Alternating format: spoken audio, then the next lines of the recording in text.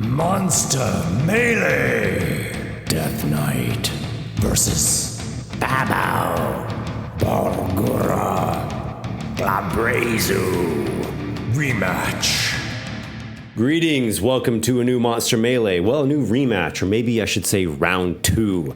Again, we're going to see the Death Knight versus a trio of demons here in the Temple of Flesh and Blood. I am your Game Master and commentator, Esper. If you haven't watched the first match of this, please do so. It's a really cool fight, a dynamic one.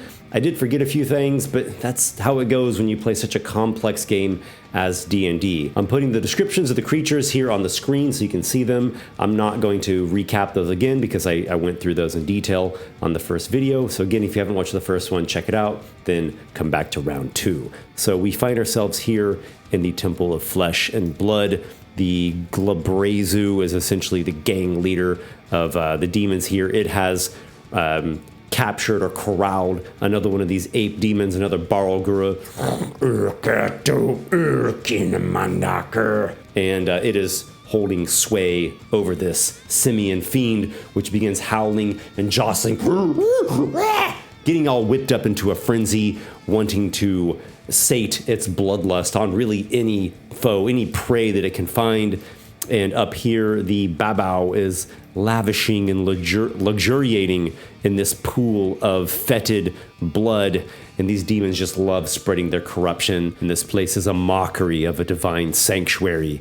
The walls quiver and pulsate, agonizing, living flesh composing the very structure. And as the Baba goes deep down into this fetid crimson pool, it touches something at the bottom. Well, its claws trace across a blade, and as it goes to grasp the sword, another hand grasps it from the dark depths. A skeletal clutch seizes hold of the longsword, this time empowering it with necromantic energies.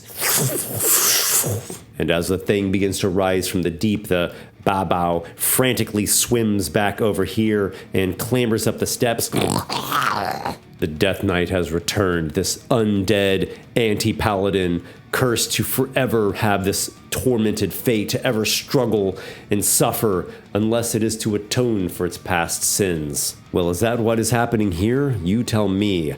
It's out for vengeance, though, that much I know. And the Baba frantically makes its way back over to its fiendish allies, while the Death Knight pulls itself up, dripping crimson out of the blood pool. I have returned. Up the steps it goes, slowly but ever more steady with each new step, and here it finds itself once again, and we are going to kick off with initiative. Let's see if the Death Knight can do any better this time around. It actually got first. That's fantastic. So we're going to go with Death Knight, Barlgura, Glabrezu, and Babao. Well, what better way to start than by launching a Hellfire Orb? Black crimson fire launches from its hands. This deals 10d6 fire plus 10d6 necrotic. I'm going to cut that fire in half because the demons all resist fire. So it's a total of 15d6 is what we're looking at. And seems to be a pretty good roll. 49. That's respectable, and that is a DC 18, and it's a dexterity saving throw. Barlgura will go with first. It has a +2. So we are looking at a 13. That is a failure, and it takes the total of the 49 damage, which is a pretty massive hit against it. Glabrezu does have magic resistance, so just a +2 dex save. And that is good enough. Nat 18 becomes a total of 20. It's going to take half, which is 24 necrotic and fire. A lighter damage on the Glabrezu. And the Baba, it's going to roll. Nat 8 is certainly not going to do it, and it takes 49, which is a pretty tremendous hit. So the Baba is already below half hit points, and the Barlgura is like 1/4. And then the Death Knight will move. Yeah, truly it is a melee creature. Once you get within melee, the darkness of the Glabrezu is really bad. The heat metal of the Baba is pretty annoying. We'll go to the Barlgura first. I think it's going to attempt I usually do restrain, but since it's so wounded, I think it's just going to throw itself in there violently to sate its bloodlust. It flies in there. It's going to use Reckless to gain advantage on its attacks. So bite, fist, fist. This is going to be +6 on each of these. 20 24, and 22. Wow. The Death Knight will use parry to block the first one. So the Tuscan bite gets blocked with the two fists, pummel the Death Knight, and those are going to deal a total of 23 damage to the Death Knight. So not a terrible hit against it, though, as I mentioned in the previous fight, his hit points are pretty low considering its CR. The Glabrezu does consider Confusion. If it could get it to take hold, that would be pretty crippling. But the Death Knight's chances of saving are pretty high. So I think it's going to come in, cast its Darkness, and use the two pincer attacks. Opaque, inky blackness radiates from the Glabrezu. It can see through it with True Sight. The Barlgura has some blind sight, so that works for it. The Death Knight is just plunged in basically blindness. And here comes two pincer attacks for the Glabrezu. It's got like a +9 to hit, so 11 isn't going to do it, and a 21 will. And here goes one pincer damage. This will also grapple the Death Knight. So Death Knight takes a total of 14 damage and gets grappled. The Baba really likes doing that heat metal. However, due to the darkness, it can't actually see to target the Death Knight. It doesn't have blind sight.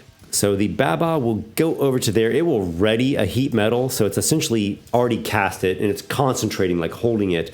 And it will have to the start of its next turn to use a reaction, if it can see the Death Knight, to cast the spell, actually release the spell.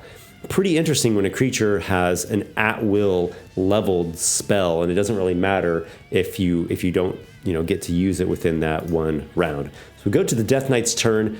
It's going to unleash a destructive wave. This is going to do a total of 10d6 damage. It's 5d6 necrotic plus 5d6 thunder. Slams the ground, deals a total of 30 damage or half on a successful Constitution saving throw. The Barlgura has like a +3, so here comes its con save. 12 is not going to do it. The Barlgura takes 30. Is that going to knock it out? That takes it out. The Barlgura is already out of there. The Glabrezu has a +9 and advantage, so it'll probably succeed here. Yep, nat 18 will do it.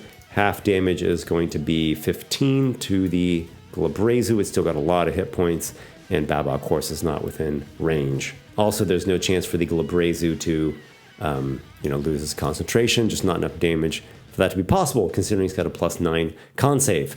And the Glabrezu will do its full multi-attack routine, 2 pincers and 2 fists with advantage due to the Death Knight essentially being blinded. So we've got, is that +9 to hit, 23, 24, 19 will miss, just barely deflected by the armor, and 22. So we've got pincer, and 1 fist. All right, damage comes out as 14, 35, 42 damage. That is a substantial hit against the Death Knight. The pincers just squeeze and squeeze. Doesn't hear any bones snapping and popping just yet. The Death Knight unflinchingly defies the Glabrezu, though it is the Baba's turn first. The Baba really can't see anything. It just kind of hears the struggle in there. It will continue, or rather cast again a heat metal and continue with the readying. We go back to the Death Knight's turn. This darkness is just so punishing. He does have Dispel Magic to get rid of the spell, but that's his action, and then his turn's over, and the Glabrezu can just cast it again, plus make 2 pincer attacks. There's no point in that.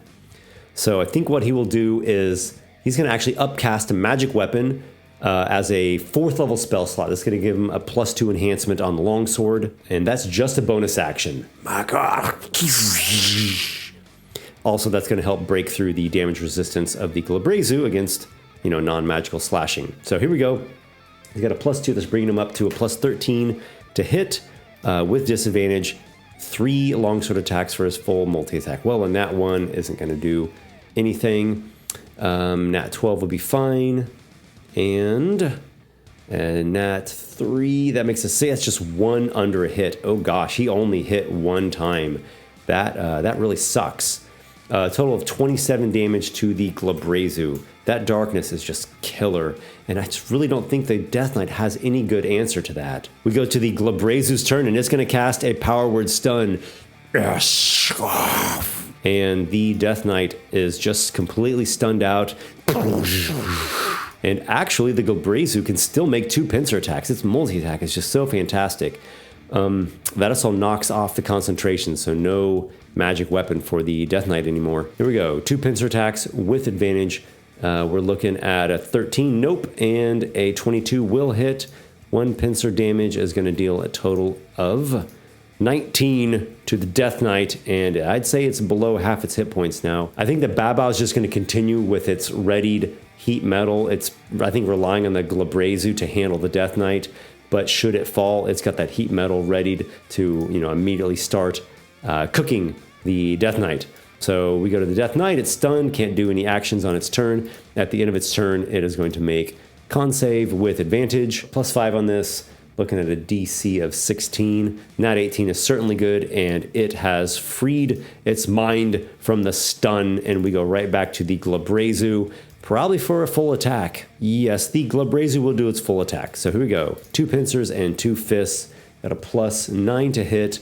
We've got miss, critical hit, miss, hit. So 1 pincer critical hit and 1 normal fist attack. All right. The Death Knight is squeezed, pummeled, takes 39 damage. Ugh, and he is in the red now. Babao, like I said, is just continuing to ready the heat metal. Onto the Death Knight's turn. Maybe he could hope for a staggering smite. So he's not going to cast a magic weapon again. And maybe he's going to hope for a staggering smite. So here we go, attacking with disadvantage, +11 to hit. 17 is exactly what he needs. So here's the hit. The actual longsword damage is going to be cut in half. So there's 18 damage for there, and then uses a bonus action right away to do staggering smite. So this deals an additional 4d6 psychic damage. So there's another 13 to the Glabrezu.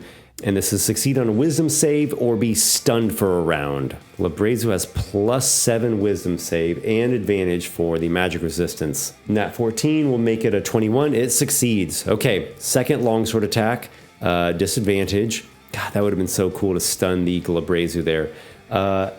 Yeah, that's exactly a hit. 17, and I'll go ahead and roll the third longsword attack now. Might as well.